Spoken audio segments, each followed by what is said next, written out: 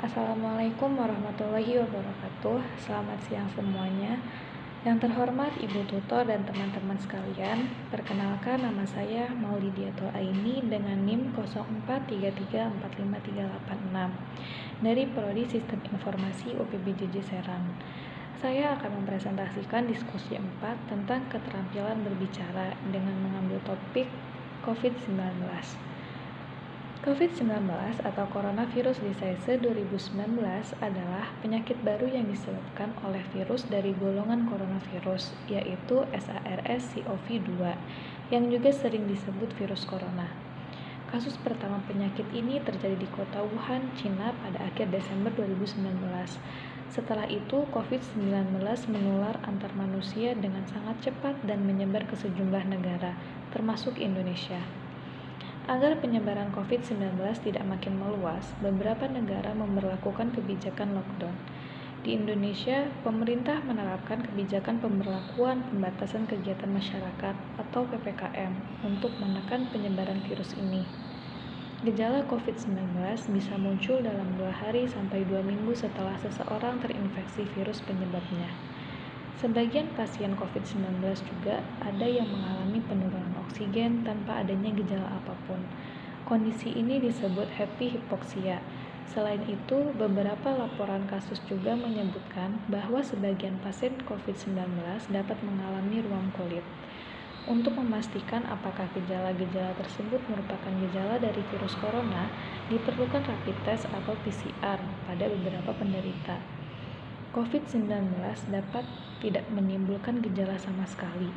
Orang yang sudah terkonfirmasi positif COVID-19 melalui pemeriksaan RT-PCR namun tidak mengalami gejala disebut sebagai kasus konfirmasi asimptomatik. Penderita ini tetap bisa menularkan COVID-19 ke orang lain. Rajin mencuci tangan dan memakai masker selama pandemik adalah salah satu bentuk penanganan untuk COVID-19. Satuan Tugas Percepatan Penanganan Pandemi terus mengingatkan warga untuk selalu cuci tangan dan memakai masker.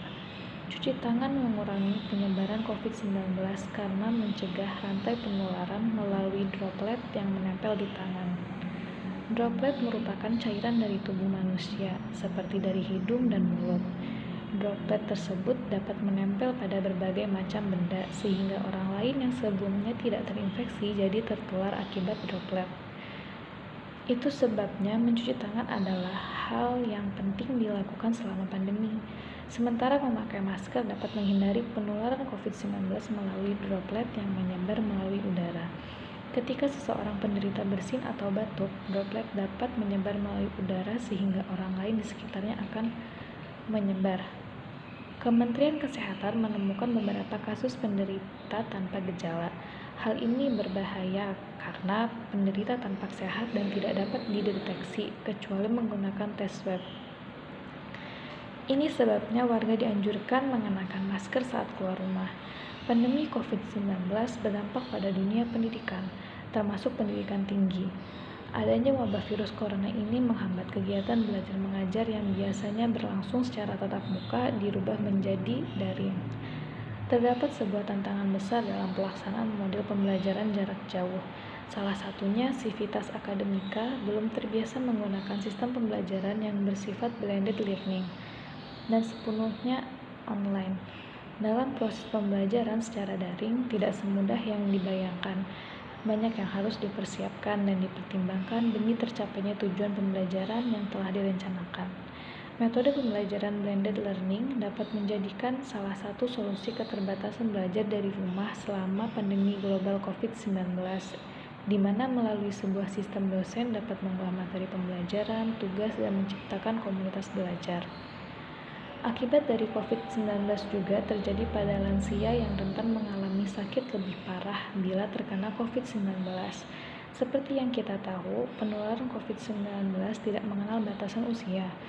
Siapa saja bisa terinfeksi, namun orang tua lanjut usia atau lansia lebih rentan untuk menderita sakit parah, terutama orang-orang dengan kondisi medis yang sudah ada sebelumnya seperti asma, diabetes, penyakit jantung atau tekanan darah tinggi.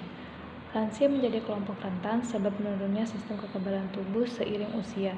Sejalan dengan pertambahan usia, tubuh akan mengalami berbagai penurunan akibat proses penuaan. Hampir semua fungsi organ dan